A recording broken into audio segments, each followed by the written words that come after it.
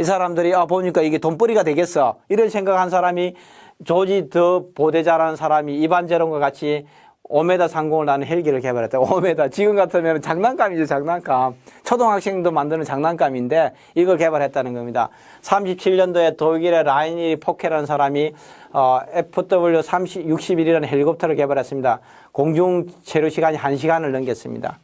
대단한 거죠. 이때는 뭡니까? 1937년도 이때 되면은 독일이 2차 대전을 이미 준비하고 치르고 있는 중이죠. 그죠? 히틀러가 권력을 잡고. 그러니까 전쟁입니다. 전쟁. 계속 제가 얘기하는 게 전쟁입니다. 전쟁을 미화하는 건 아닙니다. 기술 개발이 된 거죠. 그러고 나서 실제로 독일이 다양한 무기들을 많이 만드는데 헬기도 이때 만들어졌다는 겁니다. 그 다음에 39년도에 미국의 시코로스키가 VS-300이라는 개발에 성공했습니다.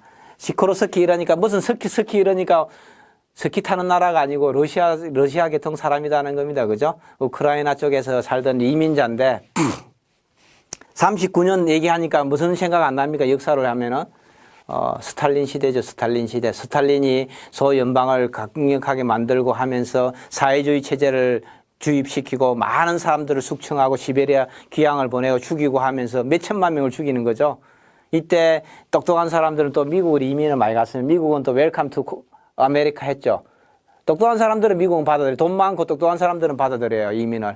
지금도 똑같고 미국의 정책입니다. 그 사람들이 와서 미국의 국가를 발전시키는 원동력이 되고 있다고 생각하는 겁니다. 헬기도 시코로스키가 와서 개발해서 성공하는 겁니다. 그리고 지금의 미국의 항공산업이 되는 거죠. 대단한 겁니다. 대단한 겁니다.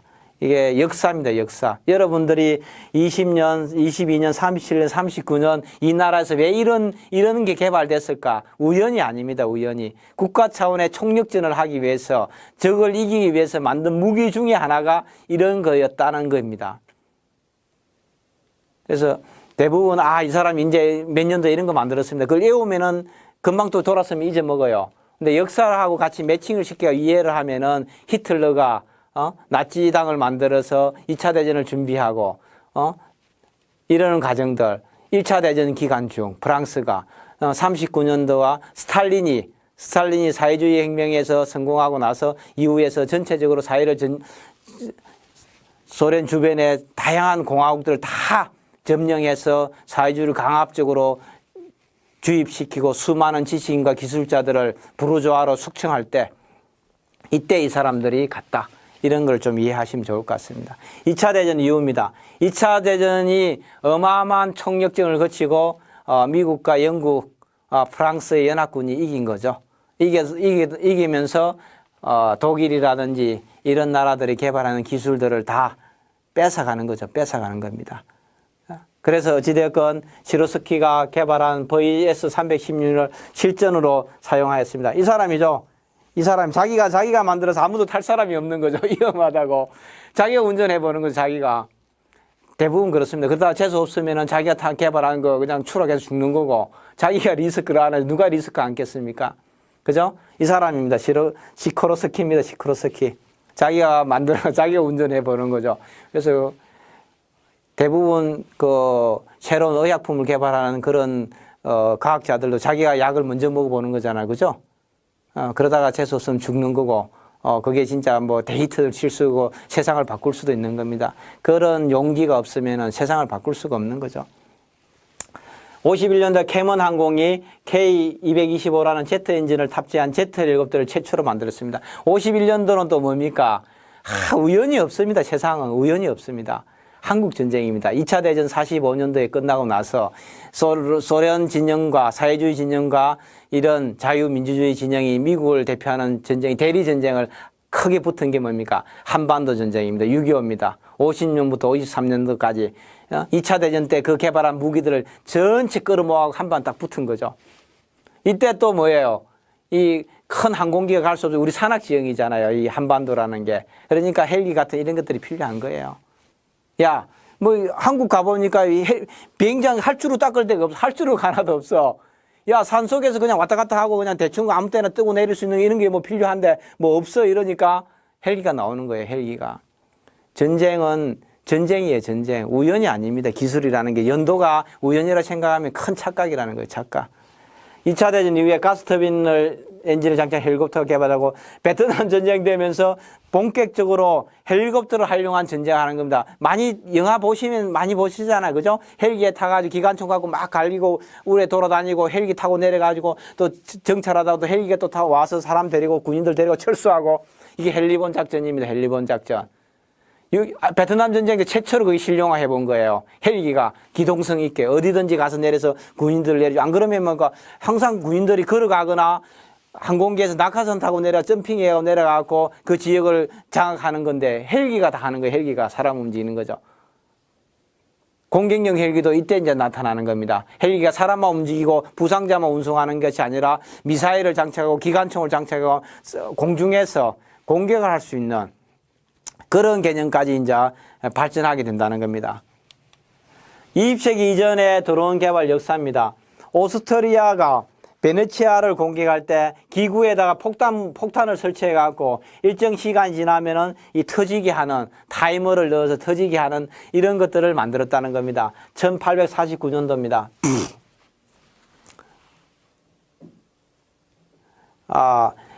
인간이 조정하지 않았다는 겁니다. 인간이 조정하지 않았다는 거예요. 제가 알아서 바람 따라 불을 쫙 흘러가고 어느 시간 되면 그 상공에 가서 팡 터지는 거죠. 사람이 조정하지 않았다는 측면에서 현대적 의미의 드론의 시초다.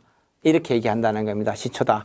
1863년에 미국의 찰스 파레이라는 사람이 에어리얼 봄이라는 열기구를 개발했습니다. 마찬가지입니다. 열기구에 폭탄 바구니를 장착해 날리고 그냥 터뜨리는 겁니다. 그죠? 약간은 좀 진화된 형태죠. 1883년에 영국의 더글러스 아치볼더라는 사람이 정찰용 서베일런스 카이트를 만들었습니다.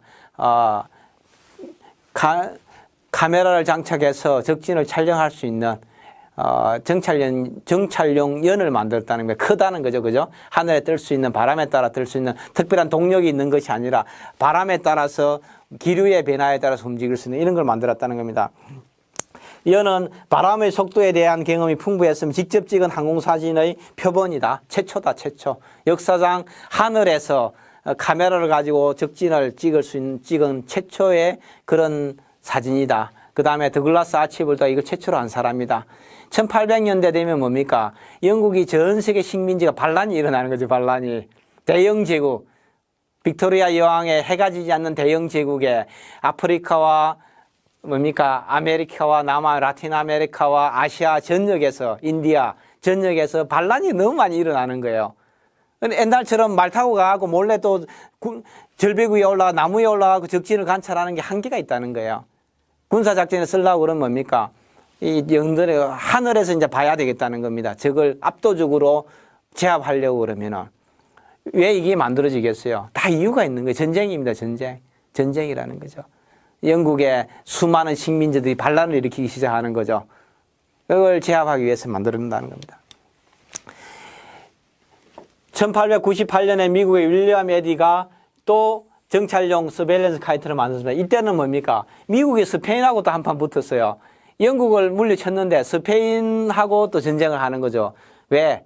쿠바라든지 캐리비안 시에 있는 많은 땅들의 스페인이 멕시코라든지 스페인이 식민지잖아요. 식민지요. 미국이 이거 보니까 스페인 본국이 국가가 형편없이 개판이 됐어. 여러 가지 자기들끼리 막 왕족들끼리 싸우고 죽이고 막 권력 암투하느라 나라가 이 식민지 관심을 가질 틈이 없어요. 그리고 현지에 있는 군인들이 반란을 일으켜가지고 자기가 황제라 그러고 이런 문제들이 막 일어나고 국가 전체가 붕괴되는 거예요. 그 기회를 놓칠 수가 없잖아요. 미국도 굉장히 천사 같지만 천사만은 아니에요. 필리핀도 스페인한테 뺐었고요. 쿠바도 스페인에서 전쟁에서 뺏은 거고 많은 국가들 다 뺏은 거예요. 그죠? 멕시코에 있는 텍사스, 애리조나, 뉴멕시코, 그런 네바다 다 전쟁에서 뺏은 겁니다. 미국이 전쟁에서 다 뺏은 거예요. 약탈한 영토들이라는 거죠. 그래서 정찰용이 필요한 게 왜요? 전쟁을 하니까 스페인하고 전쟁하니까 이게 필요한 거죠. 아마 제가 봤을 때 이 사람도 상당히 많은 좋은 뭐라고 그럽니까? 보상을 받았지 않겠느냐 이런 생각합니다. 이게 뭐 그냥 공짜로 되는 거 아닙니다. 돈을 주니까 굉장히 창의성이 나타나는 거죠. 많은 돈을 줘야 돼요. 많은 돈을 줘야 돼요. 작은 돈으로 창의성이 안 나타납니다. ADA 정찰 영역입니다. 지금 많은 부분들이 지금도 똑같습니다. 평화시에는 기술 개발이 일어나지 않습니다. 지금도 거의 제가 보면은 전 세계 대전이 지난 지 지금 한 70년이 넘었다는 겁니다. 기술 개발 거의 일어나지 않았어요. 항공기가 크게 진화된 게 없습니다. 세계 최고의 정찰기라고 얘기하는 U2R도 1950년대에 만든 겁니다. 지금까지 60년, 70년 된 기술 변화가 거의 없어요. 다른 거 다 마찬가지입니다. 평화시에는 기술 개발이 일어나지 않아요. 이유가 없잖아요. 전쟁이 일어나면 다양한 기술 개발이 일어난다는 겁니다. 그렇다고 해서 전쟁을 할 수는 없지만요.